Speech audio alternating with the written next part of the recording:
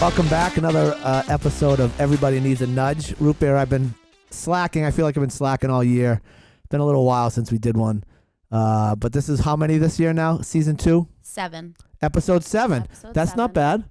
That's not bad. Our guest today is Mark Ellington DeCristoforo. Nice. Did I get it right? Yes, perfect. Nailed it. Otherwise known as Marky. Yep. Otherwise known as Marky. So Marky is my niece's boyfriend. How long?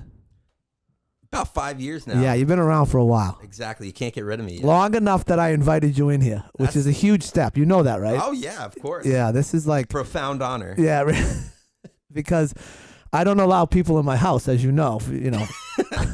And if you do come in, you can't come past the kitchen. So we'll get into Marky Mark's got his own nonprofit, which we'll talk about sort of towards the end. We won't, he knows the rules. I gave him the ground rules. So Root Beer, he's not going to talk about politics. He's not going to talk about religion or anything that's going to upset any of our people out there. Good. Nothing boring. We don't want to talk about boring stuff like that. Right, and we don't want to try and pontificate and project our views on anybody else. That's right. There's plenty of people on podcasts that do that all day, every day. Yeah. We need to add to that noise. Yeah, that's not going to be us. Root Beer, how's Johnny doing? He is at a bachelor party. Oh, wow. So Johnny is Root Beer's longtime boyfriend. They living in sin. Yep. And he's a state trooper. Yep. Oh, Yeah. interesting. He's got to get me one of those fancy decals so they don't pull me over when I'm going 90 on Route 3. That's the whole point of the relationship is to get. Right. Too many tickets. They were adding up. I was like, you. Yeah. So do they get canceled out if you cohabitate with a state trooper for long enough? I think so. Okay, great. I got out of one. Yeah. Already. So. Not bad. Where's his bachelor party? In Scottsdale. Well, it's not his bachelor party. Right, No. right. Because you're not married. Yeah. Unless he's got some other I thing think we're going on. missing some steps. So Scottsdale, is he golfing? I don't think so. What else do you do in Scottsdale, Dan? Sweat. Yeah. Hot. Ride Who horses knows? or something? No, he's probably going to church, right? If I go Definitely church. daily mass. Yep. Yes. Then they go to the soup kitchen. Right. Yeah. Right. Yep. Big volunteer guy. Yep. And then after that, they probably visit like a nursing home, and then they go right to bed at probably like 9 o'clock. Yeah, big bingo guy. Yeah. Yeah, exactly. There's a lot of old folks out there, so plenty of opportunities for bingo. Right. They're just swimming in it. And the roommate's still there. Still there. All right. Well, we're not going to talk too much about You have that. a roommate? I do. That's not Johnny Cops. It's not your officer boyfriend? No. I think it's a trooper. I think officer is like Trooper. Right. yeah. Don't disrespect the state troopers. Right, exactly. Respect the badge. They'll be waiting for you outside.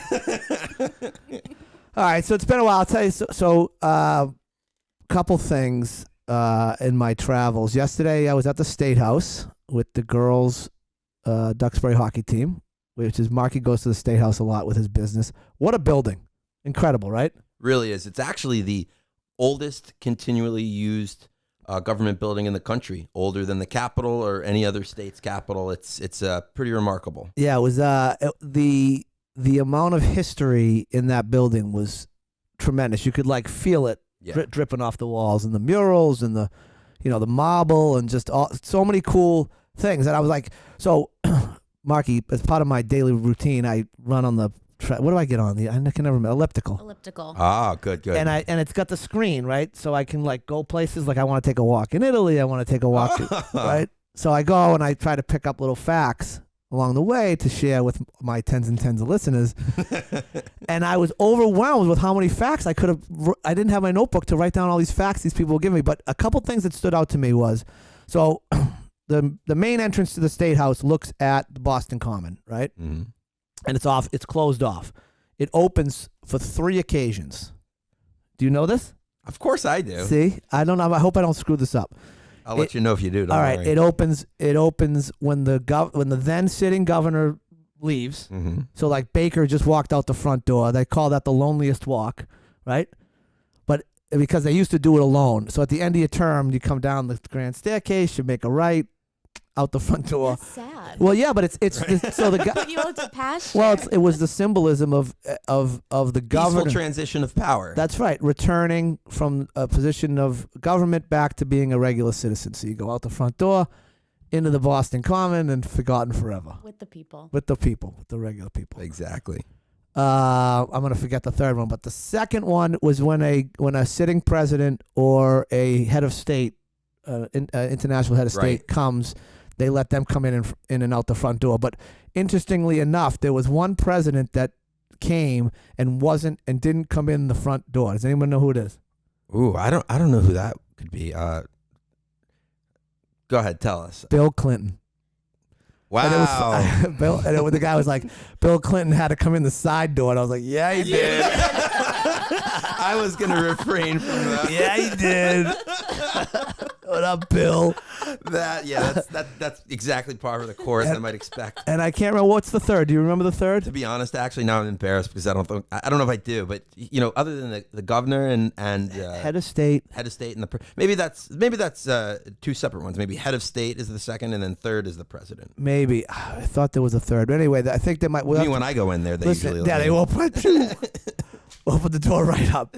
So, but write that down for corrections for the next episode, if we can remember between episodes. But there's a third one, and it's not, because they couch that one together. International heads of state, the governor, and president. I don't know what the third one was. So, but the other thing. So my favorite president, and this is kind of borderline on politics, but we're not going to get into like history. Thank you. Yeah, the history. My favorite president was Abraham Lincoln. Oh, love the guy. Good choice. All right. So when I was thinking about going to law school, I read a story about Abraham Lincoln, and he was defending a murderer, and he used the almanac, the Farmer's Almanac. The guy said he saw the murder by the light of the moon, right?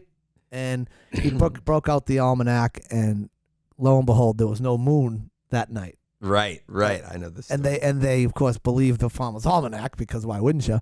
And the guy got acquitted because the eyewitness couldn't see, because Abe Lincoln proved that there was no moon, right? So that was like the first kind of like, oh man, that's a pretty cool profession. And then you go through Abe Lincoln's life, and he had so many failures in his life, and he lost so many elections. Oh yeah. He lost a wife he had like all this terrible thing happen to him, and again, I mean, he lost Senate races. He lost did he lose a presidency? He didn't lose it. He won his first shot. So, but becoming president was his first office. Other than he was a one-term congressman after he lost a couple other races to try to get there. Yeah. And then he lost after his first term. So he literally was a congressman for 2 years before he became president. So I love the guy. I just think it's just a great story of like failure. But I'm never gonna stop. Right. There's a painting of him in Doric Hall, I think, which was the first room that we walked into, and it's a huge painting. So they're telling you about the painting, and two things of import that I noticed in that painting. Two things that they told me, I didn't notice them. One, it's one of the few paintings of him standing up. He was very self-conscious of his height. He was 6'4" in a time when everybody else was 5'6", 5'7". So he never let anybody paint him standing up at his full height. He was always sitting down, or only could paint half his upper half. That's interesting. Now that I'm thinking about portraits of Lincoln, I actually can't think of any other than that one in which he's standing. Yeah, he's always sitting. He was very self-conscious. Because think about it, he's 7-8 inches tall. That was the time you and I should have been alive. Correct. I would have been a tower of power. Are you kidding me? Forget it. We could have invented basketball, All right? I was like, look at that guy. Look at that. He's 5'7" over there. Yeah, I know. Now everybody's 6 feet. I know. It's ridiculous. They're just trying to weed us short people out. We're not short, though. We're average, I think. Yeah, 5'7" is about average. Exactly. I'm going to go with 5'7". Are you 5'7"?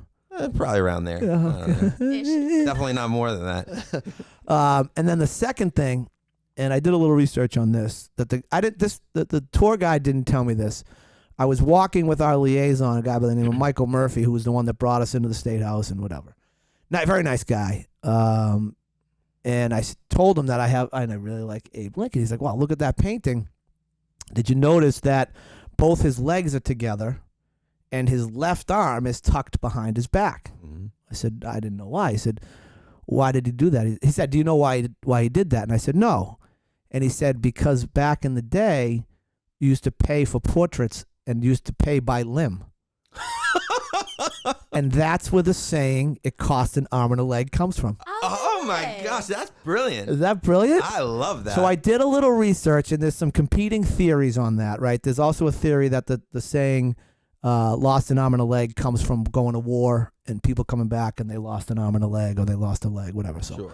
I prefer the Abe Lincoln one where he was hiding his. Pinching pennies. Yeah. It's a little less ghoulish, certainly. Yeah. Right. You don't want to talk about war. Yeah. No, that's phenomenal. That, Right. Another really, I don't know if they showed you this. So right across from that Abe Lincoln statue, I guess it was probably about 25 or 30 years after the Revolution, when England was like, all right, you're okay, America. They sent over the tombstones of George Washington's ancestors that were over in England, and one of them is sitting right there in that room. Really? Very cool. He did not point that out. I wish he had. Yeah. You know what? He did mention something about George Washington, but I think it was later on, maybe a statue. But it was an amazing building, and all the statues, all the artwork, all the paintings, all the portraits, all the history. Yep. We talked a little bit off air about the House of the Chamber. What is it called? The Chamber of Representatives. What's it called? Yeah, it's the House of Representatives chamber. Yeah, so the chamber where they do the voting, and they Very had tremendously historic, and they had they got the pulpit or the what would you call The it? dais. The dais. There's another word where they're up there speaking, right? Where The whoever's lectern. I don't know. something like that.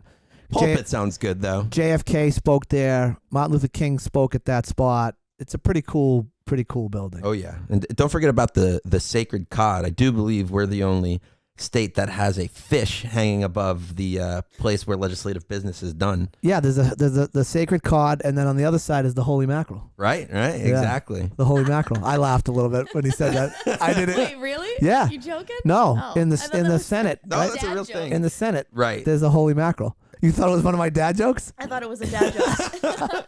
That's a good dad joke. That one, would huh? it would have been funny. So that was just something that I picked up yesterday. I was in there with my team. But some other stuff that I picked up along the way is, have you ever heard of this Japanese practice called kintsugi? Kintsugi. KINTSUGI. So it's it's an art where they take a broken piece of pottery and they put it back together with like gold leaf, and they kind of accentuate the cracks as opposed to trying to hide them. And with like gold filigree kind of? Yes, exactly. Right. So you'd see the kind of the gold weaving through the cup or the bowl or whatever it is that they were preparing. Sounds very frustrating to do. Yeah, but the Japanese is such an old heritage and tradition, right? Right. They're like, okay, what is the meaning behind that? And essentially the meaning behind it is for people, don't hide your imperfections, right? Be bold about your imperfections, and that's what the art of kintsugi does. That's beautiful. Right? Yeah. I thought so too. I thought it was very, it makes you want to not hide from your flaws. Right, exactly. Hey, this is who I am. Take it or leave it. Take it or leave it. Right. And if they leave it, they leave it. You don't want them around anyway. I appreciate that. I agree. That is Right? and I'm not being facetious. That is really cool. It's a cool. Well, that's why I wrote it down. I don't just write down dumb stuff to come on the show and talk about. I mean, I have a lot of listeners here. That's true. You don't want to bore people Right? with Oh, gee, that was really non-compelling interesting, Dan. Oh, gee, thank you. So I think it's Maybe it was Chinese. It might have been. No, Whatever. it's probably Japanese. Probably Japanese, because I have another little. I don't know. It's not a tale, but a story that sort of lends itself to the bigger picture and how you look at things. So there's a story, Chinese proverb. That's the word I'm looking for. Proverb. Chinese proverb about a farmer, and the farmer has one horse, and the horse runs away. Right? Have you heard this? I feel like every time I look over there, he's like, I know what you're going to say. I mean, are you getting the same vibe? Yeah. if you go the place that I think you are, I'll let you know. Okay, fine. I won't steal your thunder. Well, okay, all right. So the horse runs away, and everybody, the townspeople come over and say, "Oh my God, you must be so sad. Your horse ran away." And he's like, "Well, my horse ran away. I'm not going to let it ruin my day." Essentially, and the horse comes back with 3 other horses. Oh, Right. So now the guy's got 4 horses. The son goes out and he tries to break the new horses. He goes out, he falls off the new horse and breaks his leg. Oh, the town folk come around. Jeez, you must be so upset. Your son's got 2 broken legs from trying to train those wild horses. And the guy says, hey, things happen. right. It is what it is. We'll roll with the punches. Right after that, the militia comes around looking for warriors for the army. Samurai. No, that's Japan. Never mind. Son can't go. He's got 2 broken legs. Saved his life. Look at that. So, moral of the story is, you think all these bad things that happen, but maybe they're all happening for a reason. Right? Right? Just saved his life. Right. They went out and lost that war. Exactly. Serendipitous. Yeah. Ooh. That's a big word for you, Root Beer. Wow. Ooh. I didn't know they taught you that at Charlestown High School. Offended? I don't. You should be. You should 100% be offended. No, that's a great story. The one I was thinking of was real quick. I think it might be from the Christian tradition, but it's essentially farmer has 1 cow. Cow dies. The guy says, God, how could you forsake me? You've taken this 1 cow. What am I supposed to do? And he's like, well, I wanted to take your wife, God says. And so at least you still have each other, that sort of thing. So Yeah. thought that's where you're going. I like yours a little better. Yeah, mine's better. What else? So I have to give a shout out, and then I'll tell you one little funny thing that this, my life. I tend to make. I don't want to say I make decisions and I don't think them through sometimes. So I have a Jeep, as you know. I have an old 1988 Jeep. I think all guys kind of do this, right? And the Jeep's been in the garage for, I don't know. I run it in the summertime, but it's been sitting in the garage for all year, right? So now the summertime's coming around. I'm like, geez, I got to get this thing serviced. I could have done this back in, whatever, February, September, whatever. Right after the season. I got to get it serviced. I got to get the brakes looked at, right? So it's got no side windows on it and no back window, right? It's a soft top, old school Jeep. Yeah. A beach Jeep. Beach Jeep, yeah. Beach Jeep. So without looking at the weather, I bring it to the gas station next door, not far from my house, and I park it in the driveway of the gas station, parking lot of the gas station. Say, hey, he has to flip the guy the key. I'm like, hey, you got to, this is a Saturday. He's like, I got to fix the Jeep. He said, I can't look at it until Monday. I said, that's fine. I'll just leave it here. No big deal. What do you think it does that night? Pouring rain. Dumps, yeah. For 3 days. Wait a minute. The guy at the gas station didn't throw a tarp over it or something? No, I mean, what's he going to do? He doesn't care. He doesn't care. Yeah. Well, and I'm, by the way, now I'm driving past the thing all because it's on my way out of town, and I'm just looking at it. I'm like, look, I could have easily have left it in my garage until Monday. It didn't have to be there Saturday, but I brought it over Saturday. Here you go. Happen. He's like, it's going to rain. Don't worry about it. No worries. No worries. Didn't even look at it. Didn't even look at the weather. Anyway, that's what's going on in my life right now. So, Maki, we're gonna get into you now. So tell me, Maki, where were you born? I was born in Morristown, New Jersey. Okay. I grew up in Mountain Lakes, New Jersey. Is that close to Morristown? Right. Yeah. Mountain Lakes is like a mini suburb of Morristown, which is a suburb of New York. So okay, really getting out there. That's a long way of saying it's kind of like the rural New Jersey, if you believe that exists. Is it? So now I live in Duxbury. Is it comparable to a town like Duxbury in its size, its status? Yeah. It's pretty exactly that. A New Jersey version of it. A New Jersey of it. There's actually a couple people from Duxbury that grew up in Mountain Lakes. Really? There's one guy, Sam's good friend's father. He grew up in one of my buddy's houses in Mountain Lakes. Come on. Yeah. And then there's another family who they live right by the high school, and the mom and dad are both from Mountain Lakes. Grew up, they got the flags in their house. We're similar to Duxbury. We got a lot of town pride. Yeah. We're all a very tight knit community. So how did you find out that these people in Duxbury grew up in that town, lived in that town? Because Mountain Lakers, because we're so superior to so many other people. No, I'm just kidding. We just tend to gravitate towards another. You. Oh, you must be a Laker, right? Exactly. We've just got a certain shine about us. No. So, just kind of to use Amy's word, serendipitously, we word of the day. Yeah, we came upon each other. They're one was, like I said, Sam's best friend's dad. Another one, kind of some guys that I hang out with in Duxbury, was their buddies, his parents. And, I saw the sign and I was like, oh my gosh, you're from Mountain Lakes. And And then I actually ended up seeing them. We had a couple years ago an alumni event back in town. Yeah. And I saw all these people from Duxbury. And I was like, oh, what are you doing here?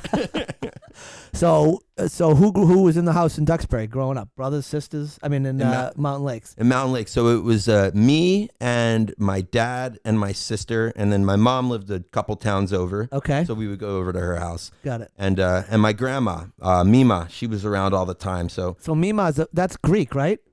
I think it's just kind of mushmouth from a child. Okay. There's no There's no specific background. I think I was the first grandchild, and I just kind of spit like it you out. said, "Whoa," Well, that's like my parents, right? Exactly. They have kind of funny nicknames, not Bina and Boom Boom. Bina and Boom Boom, not your typical grandparent names. Bina and Exactly. Boom Boom. Yeah, no. I mean, No, what no is deep wrong tradition. with my family? Just call the guy Grandpa. I know. Who came up with that over? I on think your it was Allie.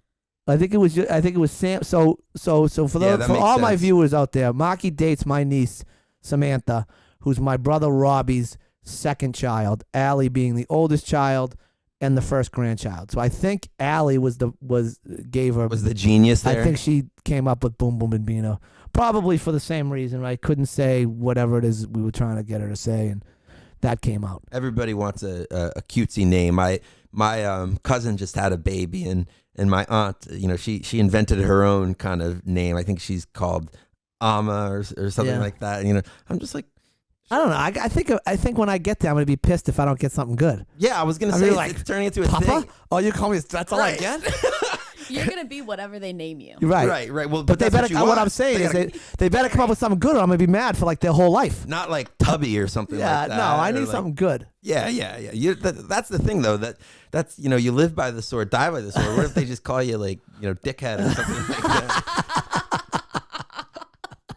You never know. That'd be It sticks. incredible. That would be incredible. So you grow up. Is it Mountain Lakes? Mountain Lakes. Yep. So Mountain was Lakes. there actual mountains and lakes? So no. So there's a lot of hills. Okay. It's probably about 40 miles west of New York City. So you got the Hudson River, Yeah. and then slowly the land starts to go up because Yeah. you're getting towards the Appalachian Mountains. So we're definitely in the foothills there, and there was a couple of small man-made lakes. Yeah. But I think it was kind of like one of those planned communities at the turn of the century. Yeah. And in order to attract people, I think they maybe embellished a little bit.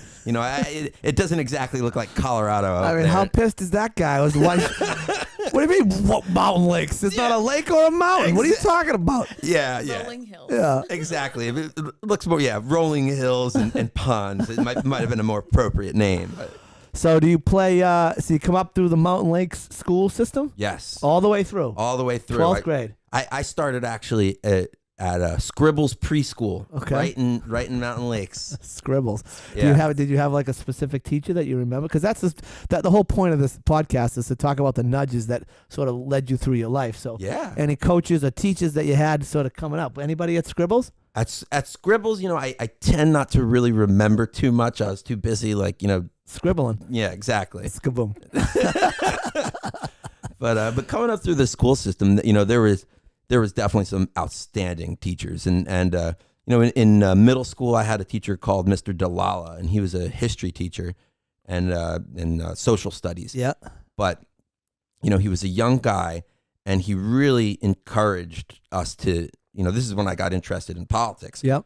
So what grade is this? This is 8th grade. Okay. Or 7th or 8th grade, but Yep. he taught us about, we did current events, and we did obviously the normal American historical canon, but he encouraged us to kind of develop our own ideas. And at the time I was thought myself a rebel, and I would say iconoclastic things about the founding, but he would allow it, and he would say let's explore that. Let's talk about it. Yeah, exactly. And he led, then at the end of the year of 8th grade, leads a big trip to Washington, D.C. Yeah. And you go, basically look at everything you talked about. But Did you go on the trip? Oh yeah. Yeah. And it was, but it wasn't pedantic. It was very much he allowed the students to understand or to come up with their own opinions. Yeah. I guess you could say, and and encourage that. And I think that really got me on a good track as far as, how I was going to pursue the rest of my existence. And view the world. Right. Yeah, exactly. Or at least create your own view of the world, I should say. Exactly. Yeah, no, definitely. He definitely inculcated that independence of mind. Yep. That I think maybe is lacking quite a bit in my generation. Yeah. So so that was going to be my next. How old are you? I'm 32. 32. And so how old's Sammy? 27. Oh, baby. Hey now. Okay. How you doing? All right. Okay. So 32. Yeah. So you got out of. So you're 15 years younger than me. So you're out of high school in 09. Yep. 09. Okay. All right. And do you play sports or anything in high school? Mm-hmm. Yeah, I played lacrosse and. Typical New Jersey lacrosse guy. Listen, Yeah. we don't have cold winters, so there's no ice, so Right. we just play on the field. Yeah. Lacrosse the prostitutes grass. chasing them around. Lacrosse prostitutes, I've exactly. never heard that. You never heard that? I haven't heard that in years. That is an absolutely phenomenal. It is a phenomenal term. It's There was a a big BC had a big. There was a big contingent of laxstitutes. Oh, yeah. chasing the lacrosse players around. So you're playing high school. Yep. Any other sports? I'm trying to remember. I mean, no. Lacrosse was the sport. Yeah, I did 1 year of football in 8th grade, and I was like, this is a lot of work. Yeah. Because once they told me that, okay, high school football starts, like July 31st, I was like, I'm all set. Yeah. Yeah. I'd much rather watch it. I played 1 year of high school football in the 9th grade, freshman football.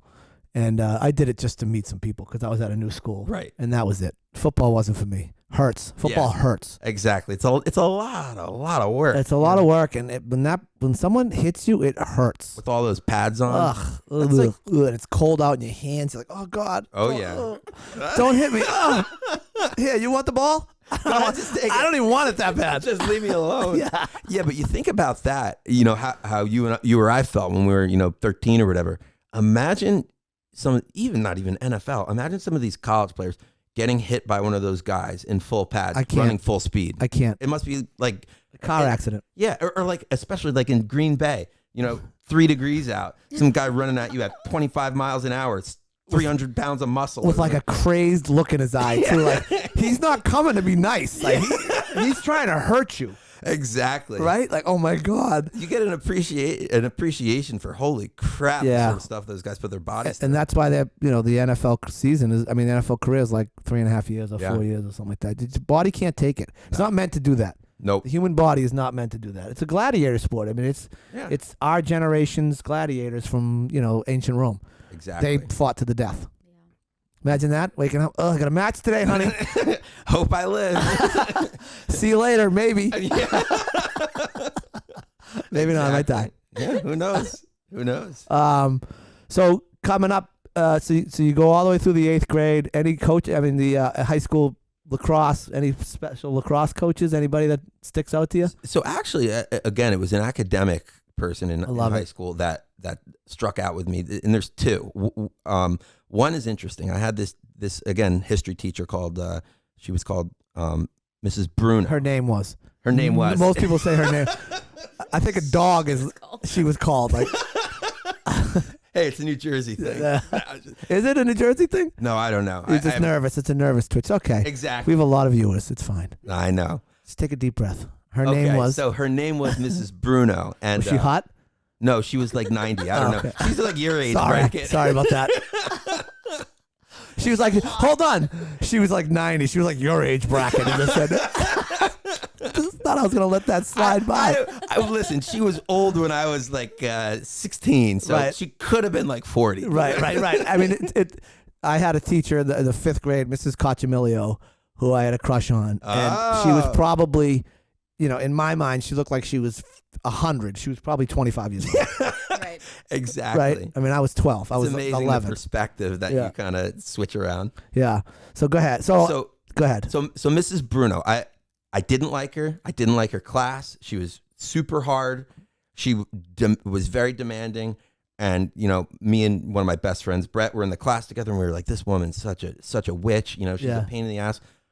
But she, disciplined our minds in a way again, it was almost like a continuation of Mr. Delala from 8th grade, disciplined our minds such that I really found myself starting to be able to, grasp more complex, arguments and subjects, and also the subject matter. This was helpful, was the American Revolution. So, Right. So, Which you like. Yeah, love that. Yeah, So me too.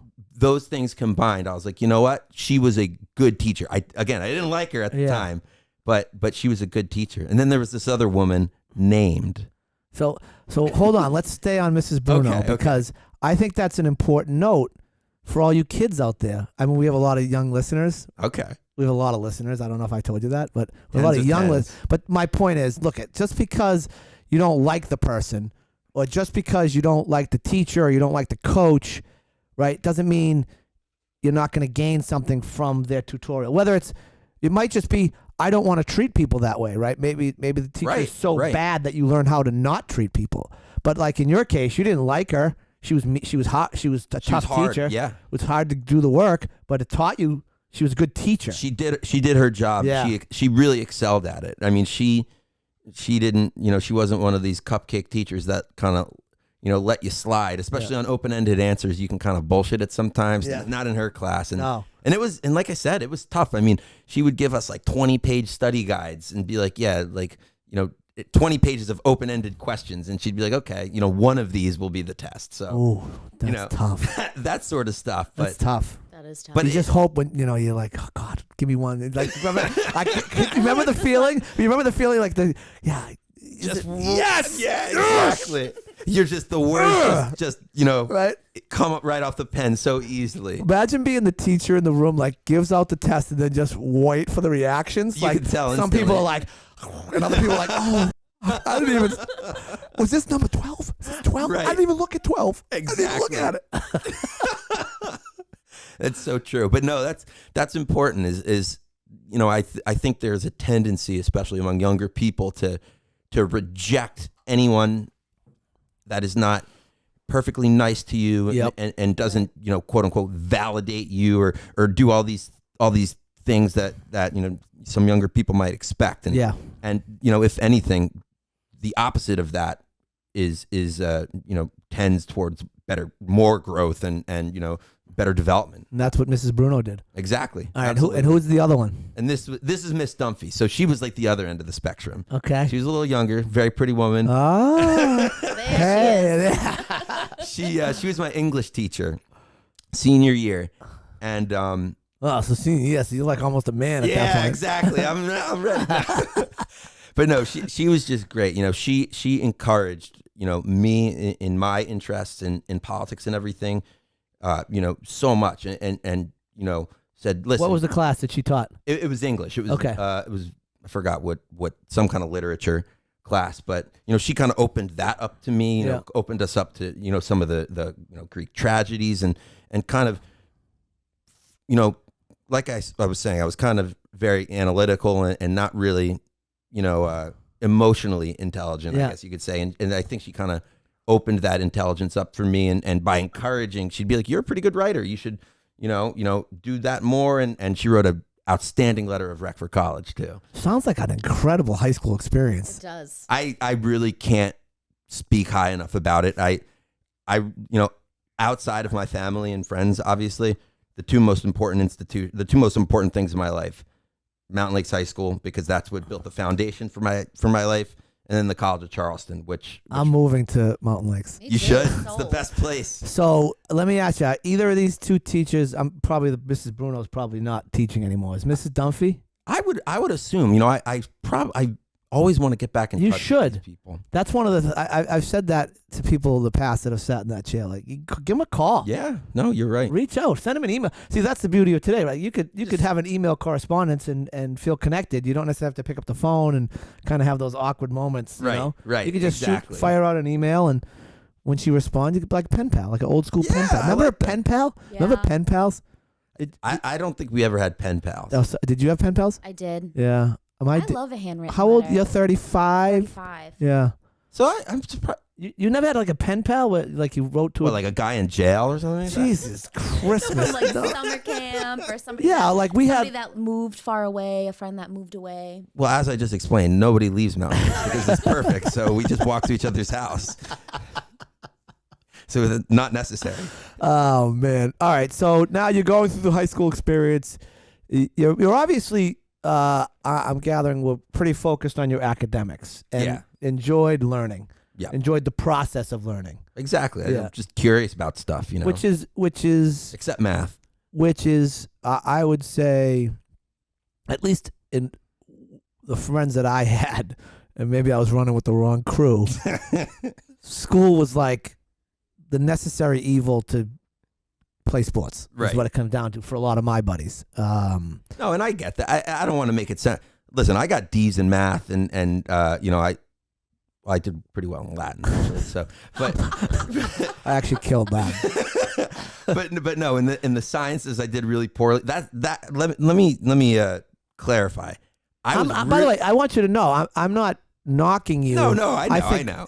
know. We had someone on this show a while ago, a kid by the name of Mike Motto, who went to Thayer with me, and he ended up coming to Thayer to play hockey, and he said something that struck me.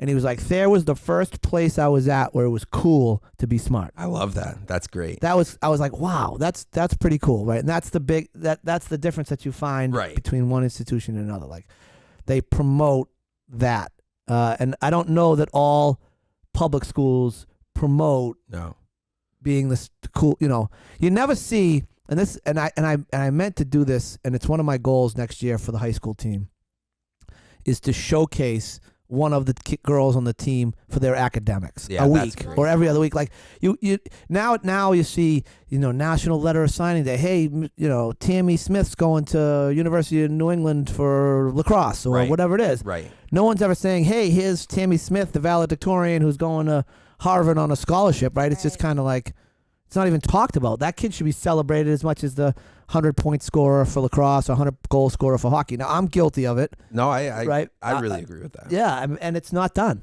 And you know, that's I think that's, and listen, you know, full disclosure, I'm a sports fanatic, and my favorite sport is college football, hands down. But the reality is that, you know, it's kind of backwards there at this point. I mean, there was a college player a couple years ago that said, why do I have to go to class? I came to college to play football, not to go to school. Yeah. And it was like an embarrassing moment for him because he talked off the cuff. But I mean, that's how a lot of these people think. And now they're paying him with the whole, you know, the NIL. NIL. Which is just, it kind of, like you're saying, it gets away from the purpose. It's like maybe the NFL should just allow kids to go right up there. Right. You know, or have a minor league. Right. Exactly. You know, but because that's the pride, right, in your school, is that these are your classmates. Yeah. And you know, given your classmates might be on the Clemson football team, right. But they're still your classmates. Right, exactly. And that's why it's so much, you know, there's so much more camaraderie and pride in college, at least from my perspective. Yeah, I agree with that. It's important to make sure that stays. The pageantry of college sports, specifically college football is off the charts, right? That's a great way to say it. I mean, you look at so my daughter's 17 now, goodness, junior, and looking at schools, and she's like, I want to go somewhere where they have big football, right? I want to go to Michigan or UVA, or, you know, those are the schools that are on the list. It's not, I don't want to go to Bowdoin. I did that. I'm at a school with 2,000 kids, whatever it is, 1,000 kids. So, so it's not celebrated. Whatever. It's academics aren't celebrated enough. I guess that's the point of this segment. So now you're in your junior senior year, and you start thinking about college, and you land at College of Charleston. How? So, you know, I was kind of all over the map with college. I was like, you know, a lot of my friends ended up at the NESCACs, the you know, those various schools, the Patriot League schools, you know, the Bucknells and the Haverfords of the world. And there was kind of, you know, not pressure, but an expectation that you know, you should do that. Or if you wanted to go play lacrosse somewhere, you go play at like some puny D3 school or something. Roanoke or something like that. Yeah, exactly. And you know, one part of me was like, yeah, I really want to do that. But then, you know, on the the other part was like, but I kind of want to get the hell out of the Northeast, and I really want to, experience the South, and it was the football thing. I was a huge college football fan. Yeah. So my dad and I went down to the University of South Carolina, went to a football game. They played Arkansas the week after they had beaten Alabama, the Gamecocks. So it was awesome. Yep. And, had a great time. But then, we were like, let's just go stop by College of Charleston. So how far away are those two schools? An hour and a half, 2 hours. Okay. So we stopped by College of Charleston, and it was like magic. Love at first sight. Oh yeah. I mean, it's literally, again, we're talking about the oldest government building. The oldest classroom building still in use in America is Randolph Hall at the College of Charleston. Wow. How about that? Dropping a little knowledge right there. Yeah, really. So it's just a beautiful campus. It's an unbelievable city. I mean, you could be dropped there and told you're in like the height of Victorian era, and you'd believe it. I mean, it's just so awesome. And the other thing that was comfortable about that is, I'm a Yankee at the end of the day. Yeah. Right. South Carolina, not a lot of Yankees there. Yeah. College of Charleston, we were seeing the license plates. It's Connecticut, it's Maryland, it's Massachusetts, New York. So I'm like, okay, this might be a little better of a fit. Than University of South Carolina, where it's none of those plates were there. No, exactly. Yeah. Exactly. It was awesome. And again, there's no problem with that. I mean, that's my second home now, South Carolina, undoubtedly. My mother lives down there, but so that's what kind of drew me in. Got it. And I got to play competitive club lacrosse too, which was cool. Okay, so so I want to back up because I'm starting to go through the process, and one thing that with Annabelle and picking colleges, and one thing that everybody that I've talked to says is don't discount the initial emotional reaction these kids have when they walk on a campus. And I saw it a little bit when we were looking at high schools for Annabelle, because we went around and looked at a couple different schools, and like we went to Phillips Andover was the one that sticks out in my mind. I don't know if you've ever seen Phillips Andover. Oh, it's like the storybook New England. I mean, school. it's the presidents come out of there, like it's unbelievable. You come up this hill, come through the town of Andover, and you come up to the top of the hill, and on the right is all the academic buildings, and on the left is all the housing. Pretty much, I'm right. simplifying it, but I was like, oh my God, this place is incredible. Right. Why don't you want to go to school here? And she was like, not a fit for me. I'm like, you're not. We haven't even got out of the car. Like, we're still in the car. What are you talking about? Not a fit. Too many nerds. I'm like, look at this place. It's unbelievable. This is like, you've died and gone to high school heaven here. Right. And she's like, yeah, no. The flip side of it is we go to Buckingham, Brown, and Nichols, which is where she ends up, and we're walking with what was the hockey coach, and he takes us in. And he's like, look, I can't. It was right. It was it COVID? No, because COVID hit her freshman year. So he's like, hey, we're not doing any tours right now, but I can take you in the back, the side door. You can't go in the front, whatever. I don't know. Just like Bill Clinton. Right, just like boom, just like Bill Clinton. So we go in the door, and we're walking down this hall, and it's like it looked like a high school from, name the town, old, beat up building, metal lockers. I'm like, oh, she's not gonna like this. This is terrible. Oh my God. We walked the whole building. She walks out. She goes, I'm going here.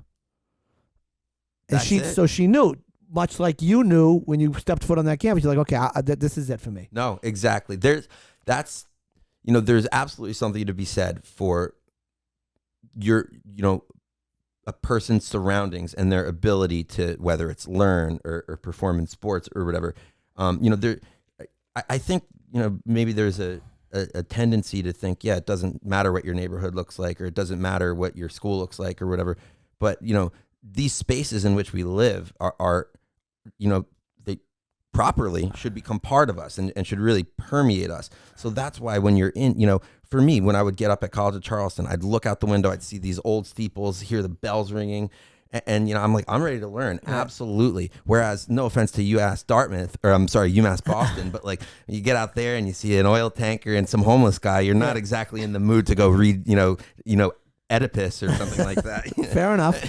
Not wrong. Good point. So and as far as the gut reaction, I think when you're that age too, as Annabelle is, you're a lot more honest with yourself. Yeah. And it's a lot easier to just kind of instantly know. Yeah, and one thing I'll say about her, and then we'll get back to, she's not influenced by anybody around her. Like, she's at a school now where there is a tremendous amount of pressure to go to an Ivy League school. Oh, yeah. Like to the point where every time you sit down in a group with a college counselor, the first thing that they say is, just because your son or daughter doesn't get into a specific school doesn't mean they're a failure.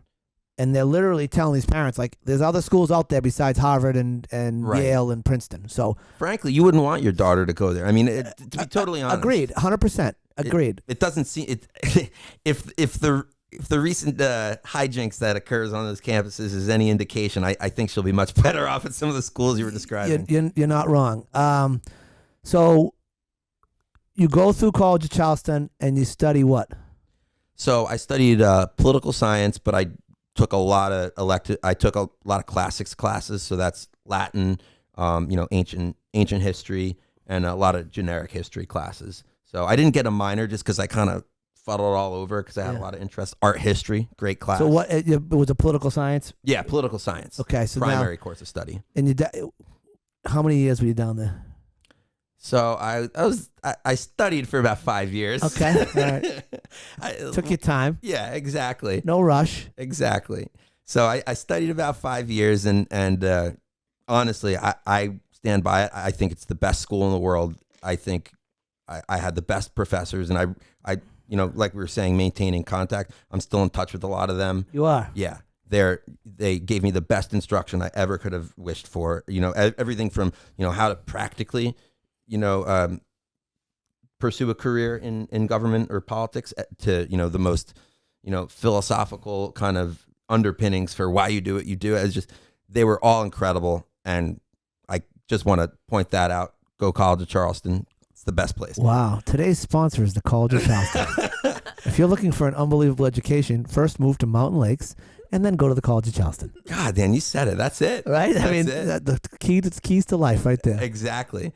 But no, so had an incredible experience there. And what's more is I think I met, so many incredible people there and some of my best lifelong friends now.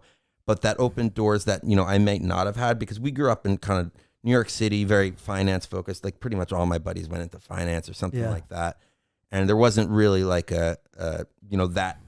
nobody had inroads in that. But I met a lot of kids that were from the DC area who kind of had some inroads. So into politics, which is what you want, which is where you wanted to land. Exactly. Okay. So, and obviously you met Sammy down there. Yes. So there you go. So it worked out really well. But I'm just doing some math in my head.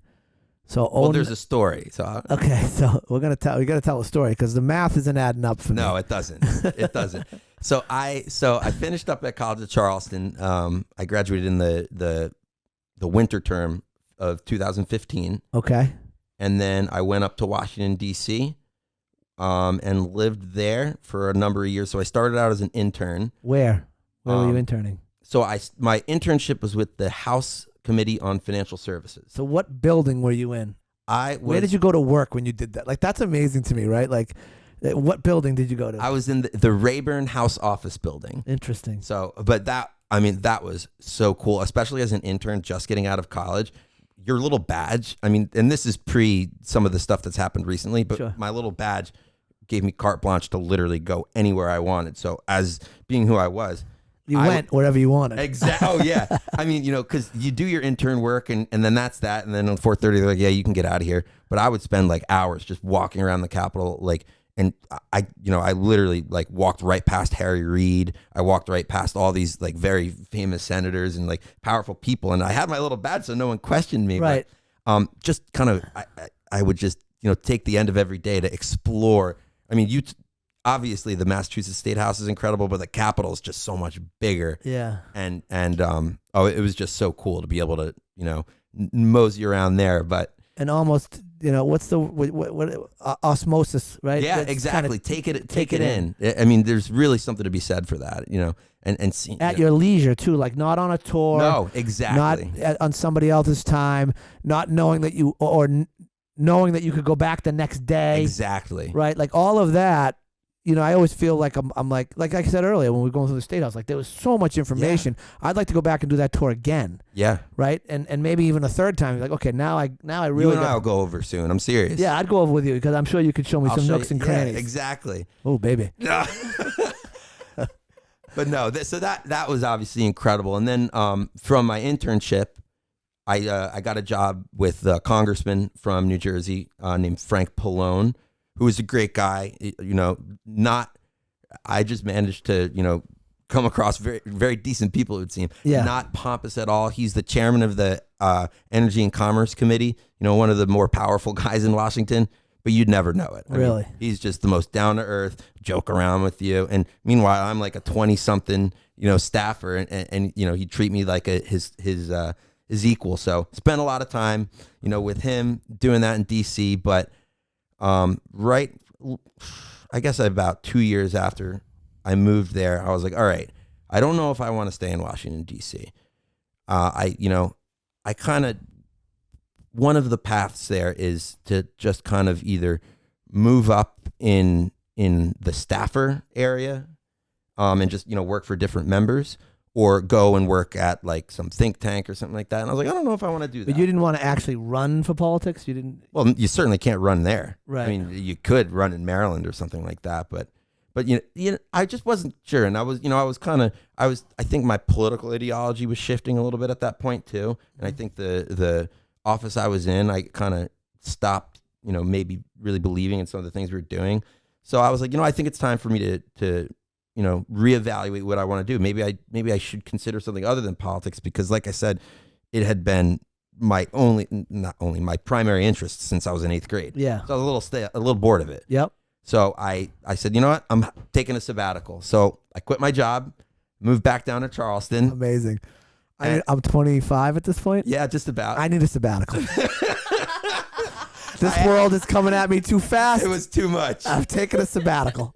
I couldn't do it. And so many of my friends were still down in Charleston, and I was like, I think I better get back down there for a little bit. Yeah. So what was intended to be, I was going to go stay there for about a month and then, go back probably to DC or maybe to New York City or to Boston. It was pretty much those three. Yeah. Once I, spent a couple weeks goofing off down there. Right. And I get down there, and my mom had just moved to a new house and still had the apartment she was renting. So she's like, you could just rent this, for me for now, for this month. And I was like, okay. Well, one of the first things I did when I was down there was meet Sam. Oh, and so she, like changed you said, everything. How about that for a nudge from a nudge? Yeah, exactly. So she found me so irritating and obnoxious at first. I can only imagine. So we were at a party. Like you said, I'm good 2 or 3 years out of college now. One of my buddy's little brothers said, "Hey, come over to this fraternity party." And I was so you're going back to fraternity parties at 25? Yes. Cool guy. So cool. Oh, I thought I was pretty cool. So I get over there, and Sam and her friend are sitting there, and her friend was actually super interested in politics and starts asking me about DC, and I'm like puffing my chest, being like, I worked in Congress. Meanwhile, I didn't do shit. I was like writing letters to like local mayors and whatever. So, and Sam's probably rolling her eyes like, who is this guy? But we ended up being at this party, gets broken up, and she's like, hey, you want to come meet my dog? Because her friend, I think, wanted to hang out with me still. Okay. And I was like, yeah, sure, I'll come meet your dog. So we ended up just all hanging out. And honestly, from that day, I'm not sure we've been apart for longer than like 2 weeks. Wow. So we really, she was really, like the next day we went and we did karaoke. Oh, wow. And it was a whirlwind. So what happened to the friend?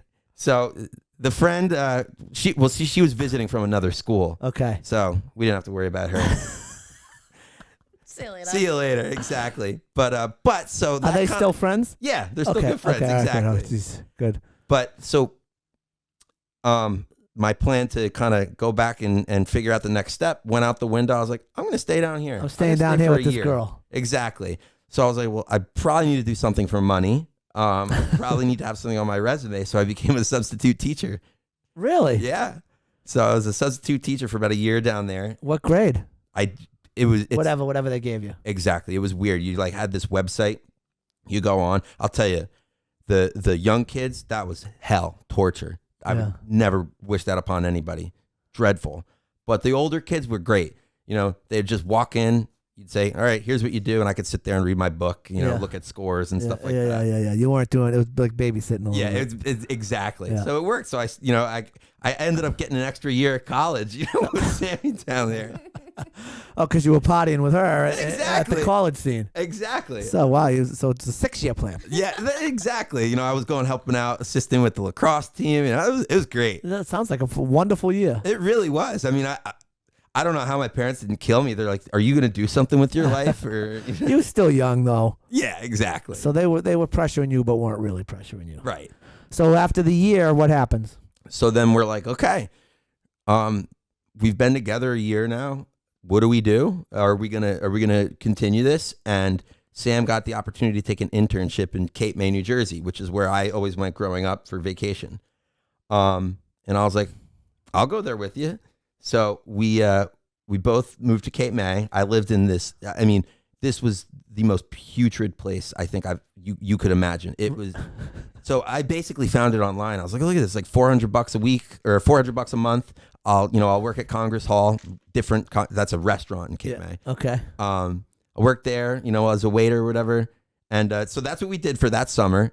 Lived in this disgusting place. It was like, so there was this like 40-year-old guy that was a waiter in one of the restaurants that lived upstairs, and he just smoked pot all day. Fat, filthy guy. I mean, it was a really gross house. But we look back on that time as like kind of a really cool period because it was just us in this place. We didn't know anybody, working these crazy hours because she was working at the nature center.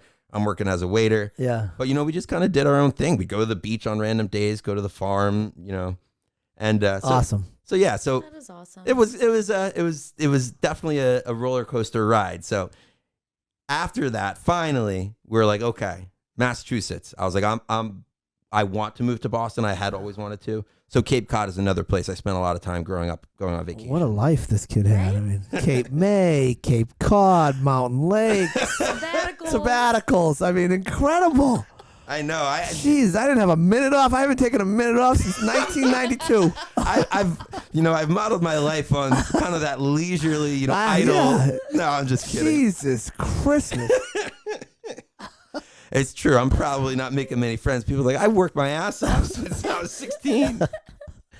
No, but so we came up here, and the rest is really history. So you've been up here for how long now? About 5 or 4 or 5, probably 4 years, I guess. Okay, and your current job or project or profession, career is what? Explain it to everybody out there. So I run a nonprofit, and it's called the Massachusetts Seafood Collaborative, and we, and when I say we, I'm the only employee. So me and the mouse in my pocket. But we represent the interests of the commercial fishing industry in Massachusetts. So quick story on that. So we moved up here. I kind of worked some odd jobs in finance, and like not actual finance, like at financial firms doing various stuff. And I was like, I got to get back into politics. Senator Bruce Tarr from up in Gloucester, literally, I shot him an email out of the blue. I was like, I admire you. You are, I like your politics. And he's like, come in and have a meeting. Came in for a meeting. A couple days later, his chief of staff was like, we'd love to hire you. So I was like, all right, it works perfect. So I got myself back into politics. Yeah. And so I was working up at the State House for a while. And then we started this project because, believe it or not, So who's we, though? Sorry, it's just me and the board of directors, though. Okay, so there's a board of directors. Yes, there is a board of directors. Now, who appointed them? So I kind of did. So when we did. So we, as in kind of me and Senator Tarr. So Senator Tarr. So there's never been an entity that represents the interests of the entire fishing industry in Massachusetts. Okay. Because think of who gets into fishing: people that are independent, don't want to deal with others. So instead of using their collective voice to assert their interests, in over 400 years they tended to just turn the other cheek. But things started getting really bad for them. And Senator Tarr, who represents Gloucester, old fishing community, Yep. said, we got to create something. And he kind of made me the point person on that. And we came up with who should be on the board, have geographic, Representation. component. Exactly. And then the different, have a fisherman, a processor, a wholesaler, et cetera. Came up with that. And then they, meaning the people on the board, asked me, they're like, well, do you want to actually come run this? And I was like, yeah, actually that's perfect, because it's something I have a passion for. And in the sense that, obviously I love a sportsman, I love fishing, but the commercial fishing industry in New England is this ancient maritime tradition that's so important to the bedrock, the foundational bedrock of so many of these communities. And it's a great, blue collar, regular job that you can be proud of at the end of the day, that you could do your whole life, that you can make good money.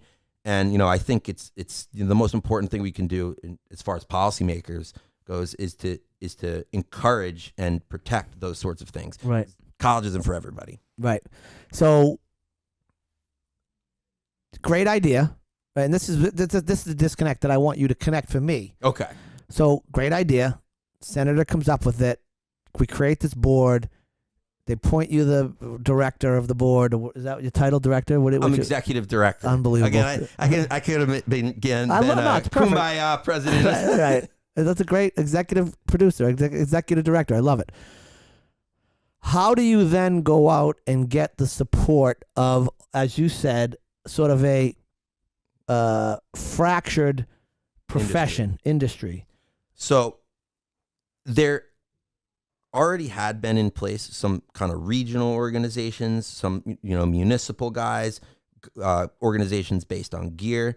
And because of the makeup of the board, I was able to instantly basically tap into those guys. And this is the thing.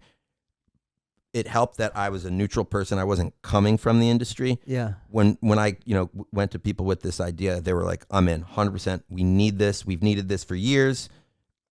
I'll tell all my friends. So that's just kind of how it, spread like wildfire. So now we've got, we represent, people like Island Creek Oysters. Obviously, they're oyster growers, to fishermen on Cape Cod that literally go out there and, throw a net in the water, to lobstermen, to the guys that are, actually cutting the fish, and the guys that are processing them. So it's, it's actually it's 3% of the Massachusetts economy when taken all together. So wow. it's not a small industry. But it's not, you're representing their interests as it relates to policymaking and politics, policymaking, and kind of in public too. But not on the economic side, as far as negotiating, like buying power and no, but yes. So one awesome thing that we just accomplished, for instance, is we got the USDA. Obviously, they purchase food from all over the country. We got them to start purchasing North Atlantic groundfish. So in a way, yes. So I'm not doing the deal, but right. I'm creating the conditions necessary for the deal to happen. So we talked to Senator Markey, Representative Keating, those people, got them together, got to the right people at USDA, said, we need you to start buying this Massachusetts fish, because the price at the dock is dipping a little bit right now, and if you guys start buying it up, it's going to improve it. So in that way, yeah, got it. But not like unionized. No wages and. No, none of that. None of that stuff. Okay. None of that stuff. That I leave to the professionals. Well, it's very interesting to me, and I follow you on all your social media. You do a very good job. I'm a big, I retweet, and I hit the hot, I hit the hot button. I hit the hot button on the Insta. Right. You are.